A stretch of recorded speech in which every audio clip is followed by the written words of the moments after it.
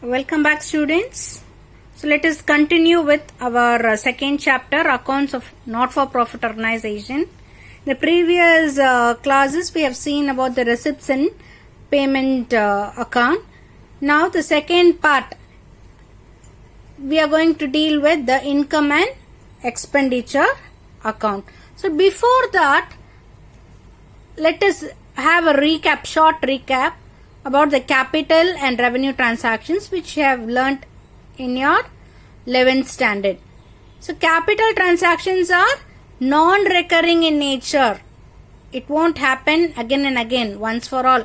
Only once. It is non-recurring in nature, but the benefit of which lasts for more than a year. Out of those transactions, the benefit which we receive will last for more than a year. It is non-recurring in nature. Revenue transactions are those which happen again and again. It is recurring in nature. And the benefit will last only for the current year. Only for the current year. So these capital items will be shown in the balance sheet, whereas all these revenue items will be shown in the income and expenditure account. And there are few items which are very peculiar only for not-for-profit organization. First item will be subscription. Subscription is an amount which is being collected from the members of the not-for-profit organization. So it may either be collected monthly or quarterly, half-yearly or annually. So these subscriptions are recurring in nature. It is being collected frequently, right? So those are recurring in nature. So this item comes under revenue receipt. We are collecting from the members. So it is a receipt. As it is recurring in nature, it comes under revenue receipt. Second item is interest on investment. So when we invest money elsewhere, we would receive interest. So this interest on investment is recurring in nature. So again, the income which we receive out of that investment, as it recurs again and again, it comes under revenue receipt. Third item is sale of old sports materials. So what are those old sports materials? So it consists of old bats, balls. So all those items, all those sports materials. When a sale is being made, in turn we receive money for it. When we make a sale, we receive money. So that comes under revenue receipt. Then sale of old newspapers. Again, it is a recurring transaction. So when we make a sale of old newspapers, we receive money for it. Even this item comes under revenue receipt. The next item is life membership fee. So when we collect life membership fee from our member, it is a one-time payment. And the benefit will last for life. Right? So this item comes under capital receipt. It is non-recurring in nature. Once when we receive the life membership fee from a member, it is not recurring. So it is just one time collection. So it is non-recurring in nature. So it comes under capital receipt, and the benefit of which will last for more number of years. So any doubt? I hope it is clear.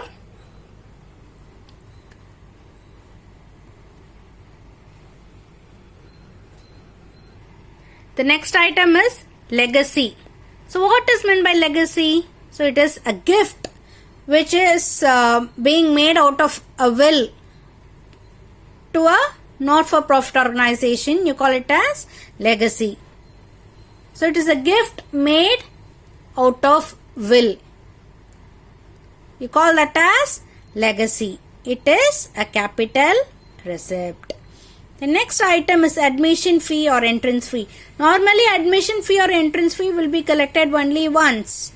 If we take it in that perspective, it can be treated as a capital receipt. But new members will be admitted every year. If we see from this perspective, we have to treat this admission fee or entrance fee as a revenue receipt. So every year new members will be admitted. So people may come and they may go, right? So when new members are being admitted every year, it is recurring in nature. So we can take it as revenue receipt. In this unit, we are going to treat admission fee or entrance fee as a revenue receipt.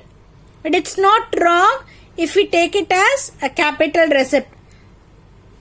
But for this unit, we will be taking this admission fee or entrance fee as a revenue receipt. The next one is grants from government and other organizations. So any subsidy which is being given, any amount which is being given by the government towards construction of buildings or acquisition of assets, those things comes under capital receipt. If those grants are towards the day-to-day maintenance of the organization, then it will be treated as a revenue receipt. The next item is donation. So any amount which is being received by the not-for-profit organization as a gift, you call it as donation. This donation can be of two types: general donation, specific donation. General donations are received without any specific condition. So just donation received comes under general donation. There is no any condition, specific condition for that. Specific donation which is received with a specific condition, you call it as specific donation. Example, a donation which is being received for a sports fund, a donation for prize fund. So all these things, it is only for that specific purpose. Comes under specific donation. General donations are revenue in nature. Revenue receipt. So you can receive donations anytime during the year. So it keeps recurring. In case of specific donation, it is only for that specific condition. So it is non-recurring in nature. Hence it comes under capital receipt. It is only for that specific purpose.